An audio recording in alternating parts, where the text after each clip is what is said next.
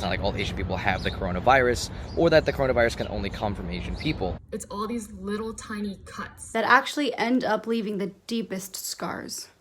I'm Merk Nguyen. I am originally from Seattle, Washington, but I currently live in North Hollywood, California. Hi, my name is Tracy. I'm currently living in the Midwest, specifically in Minneapolis, Minnesota. This is a video to talk about the racism that has occurred since the coronavirus scare started happening. Do I think that Asians are being treated differently after the virus scare? Yeah, absolutely. Hi everyone, it's Sarah and welcome to episode 5 of Unheard Voices.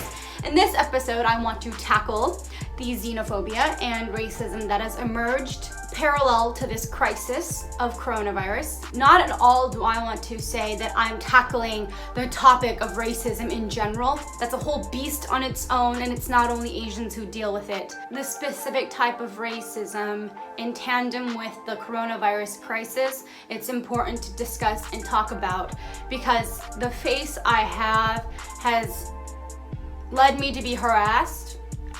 I had nothing to do with the virus. And I also want to debunk that the whole coronavirus started from bats or bat soup or whatever in the market.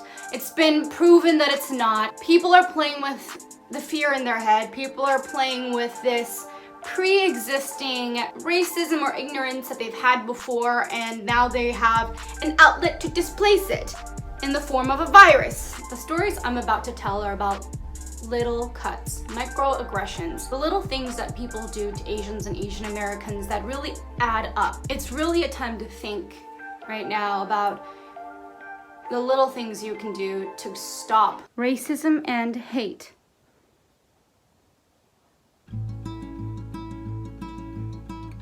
As much as I really wanted to wear a mask in New York City, I was told not to because my friends have been getting a lot of crazy, weird stares on the subway and on the bus. And then there was like a subway attack, so it's just like, even though nothing happened to me, I was kind of scared.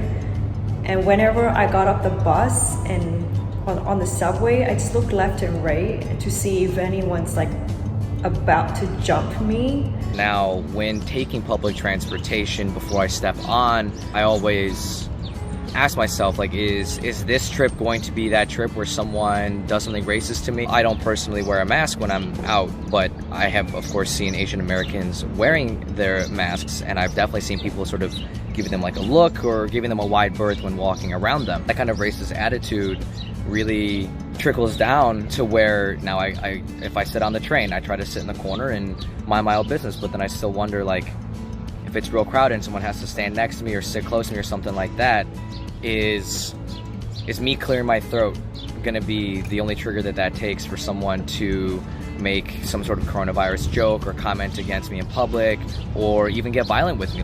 When we walk around, there's a lot of people going and corona. You know, a lot of kids walking past, they will do that when they see us. You just can't wear a mask or cough, you know, as an Asian person in public.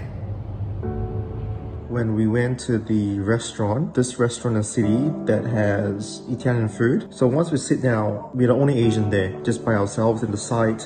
Everybody moved to the side. I don't know whether it's coincidence or not. First thing they ask is always, oh, you know, where are you from? I don't know, what will they react to? They say that we are from China. A couple weeks ago at work, I was refilling my water bottle in the kitchen. Sometimes I just walk around with my earbuds in, even if I'm not playing anything. Regardless, I do not think the people who made these comments would have modified their comments any, even if they knew I was listening. The comments were along the lines of, well, maybe the government will now learn to not let them eat crazy things like rhino, bats, and alligators. I'm assuming that those specific lists, although it was an odd list of animals, were in reference to the possible origin of coronavirus. The media had been reporting that the potential origin was at this seafood market, which has now been debunked. That was an odd statement to me if you just really broke it down, but of course people are listening to the media, they're not really breaking things down. My specific comment on that is that 2 of the most recent respiratory illness-based pandemics were avian flu and swine flu. Very commonly, everyone eats chickens and pigs. It wasn't as if the vegetarians and vegans of the world were blaming everyone else. It just seems odd.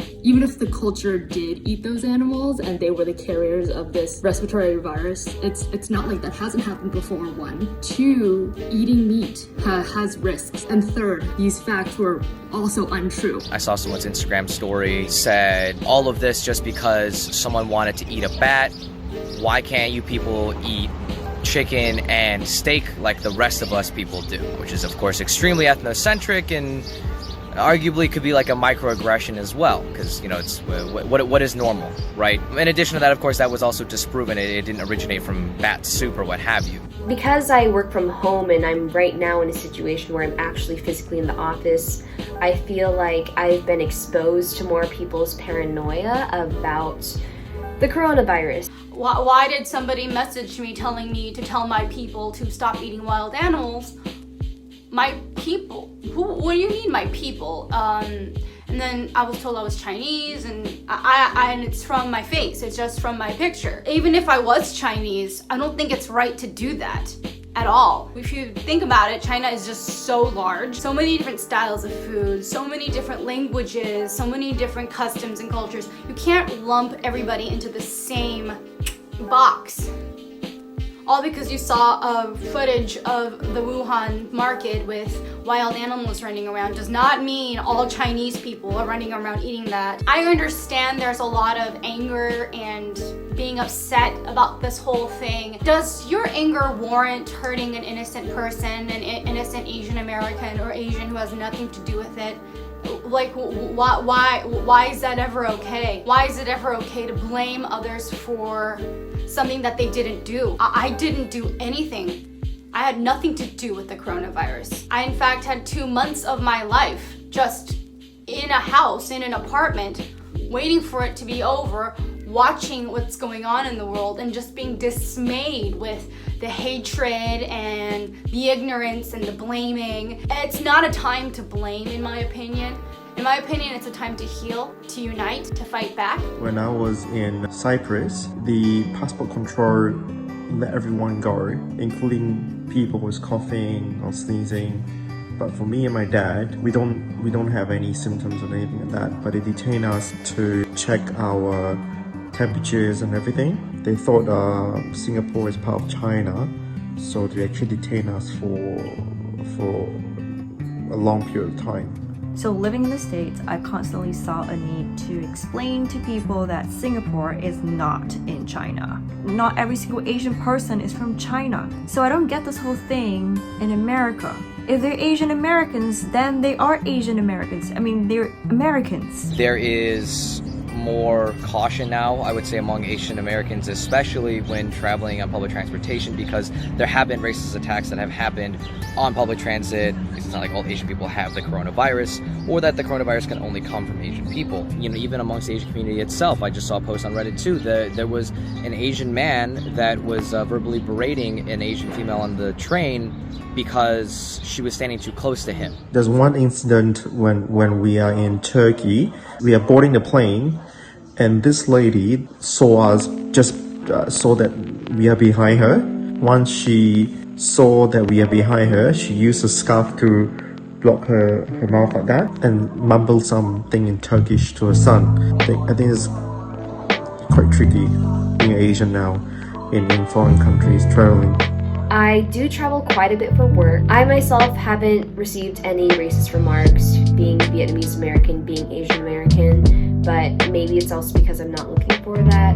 The half a dozen or so women who were making these comments were white, probably mid to late 40s to mid to late 50s. If I would have brought up, hey, what you're saying is problematic, what would the response have been? They probably would have been defensive. They would have said they didn't mean it maliciously. They were just discussing what they heard on the news. And that's specifically why racism and xenophobia, I think, is so insidious. Most people think of racism and xenophobia as like, oh, get out of our country, or like, all Chinese people need to be rounded up into camps. That's not what they are saying. But what she was implying by her statements is that they, i.e. all Asians, have cultural norms that are different or hazardous. Regardless that she was wrong about the norms also, and that Asian people aren't a monolith, there are plenty of Asian vegetarians who wouldn't even apply to this category. Why does it matter that some lady I don't know said some stuff about things that she clearly didn't know. It's important because from the beginning of my time in Minnesota, I, as a recent transplant, as someone who is not from the Midwest, as someone who is clearly Asian, as someone who's not straight, has been told, we welcome everyone. There's actually a very, I really like it, Minnesota slogan or banner that you see that says, all are welcome here. I think it's the attitudes and experiences like that you kind of get these flippant comments of clearly problematic and or racist statements that leave people feeling unconnected and alone. The majority of Minnesotans are white, and if you're to report these incidences of small biases where it's not like someone screamed this at me, I just heard it in a break room and I'm going to report this to probably another white person. It lends to this environment that even though while people are trying to be very welcoming, it's all these small interactions that lead you to feel not welcome, that you are an other. I'm sure if you ask that lady, she probably doesn't even remember saying that.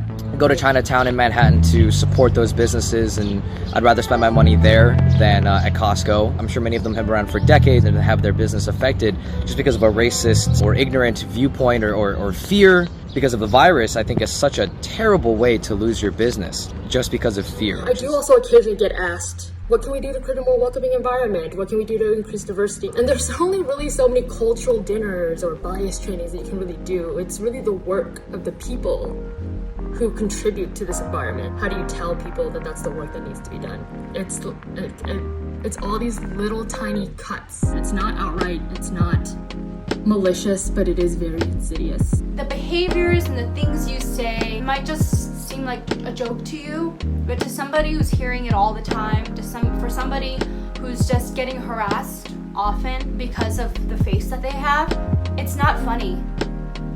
Getting text messages making fun of like the crazy Korean cult church that had the explosion of coronavirus isn't funny to me, like not at all. To me, it's 10 people just texted me that and I had nothing to do with the church.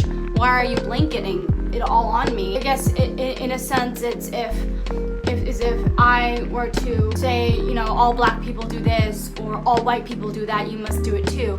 It's not funny. It's not funny at all. It's not a jest, especially in a time of crisis.